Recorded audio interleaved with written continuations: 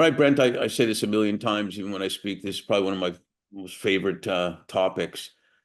Influencers sometimes come in a second, sometimes come in a lifetime, over a period of time. And my first major influencer was my grandfather, him, my grandmother, my mom, my aunt. They were from Kiev and they moved to Canada. And he would take me for walks in the park when I was about 5 in Montreal. And one day I asked him, I called him Zeta. I said, Zeta, how do you know all these people? And he said, well, one day I smiled at that guy over there and he came over and smiled at me and we were talking. I learned about this and that and whatever. And then someone else saw us and that happened. Again, as a 5-year-old, I thought, well, this is pretty easy. Just smile at people. What the hell? Things happen.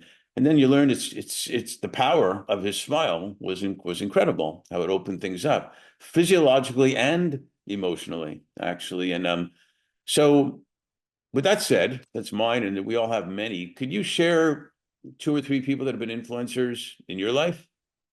I think my mother's definitely a big influence, being my business partner, as well as the way she's dedicated her life to the upliftment and education of children. And I think my path has followed suit in many ways.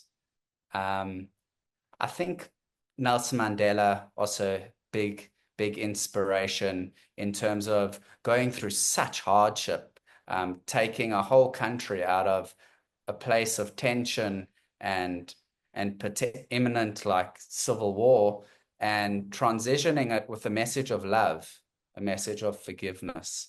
And he had such a presence of love and peace, and he carried himself with grace, and it changed a whole nation, and it inspired the whole world.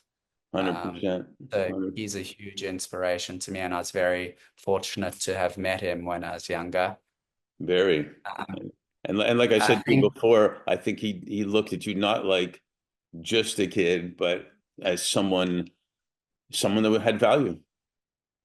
yeah, 100%. Definitely have to invest in the potential of children, because they're the future leaders and future adults of this world.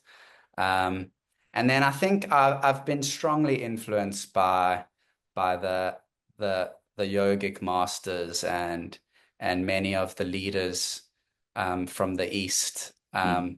Just I think there's been a huge wave of yoga and meditation and all these things that are so important to mental health, emotional well-being, and it all comes from that part of the world.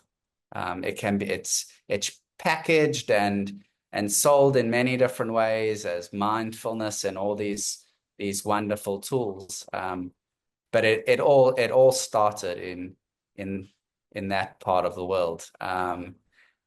And yeah, it's strongly influenced who I am as a person. And I think it's instilled with me this striving, uh, never stop striving to be a little bit better than myself.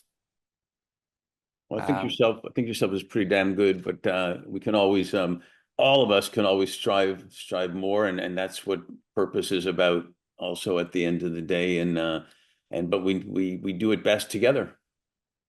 yeah, 100%. And I think the beauty and the nature of the mind and the nature of ourself is that it's almost infinite, and and delving into that is a beautiful lifelong journey, um, to become fully self-realized. So that's a huge inspiration to me, and having spent time with some of these people, on my travels, uh, really showed me how real it is. Well, It's like tangible. yeah, I'm super happy the way you describe it because I think what we should all remember always is that we're influencing people all the time, whether we know it or not, as well. And it's our choice to be positive or not. And it shouldn't be a choice, basically, because you may never know, like a teacher never knows the impact he or she has made sometimes. This great movie I always refer to called Mr. Holland's Opus. I don't know if you've ever seen it. Um, you should watch it. It's an old movie about how the teacher finds out all the people he really did impact, and he never realized he was even doing that much of making that much of a difference. So the critic recommends it. There you go. Um, Thanks for sharing all that. Super important and super wonderful to hear. Appreciate it. Thanks. Thank you, Mark.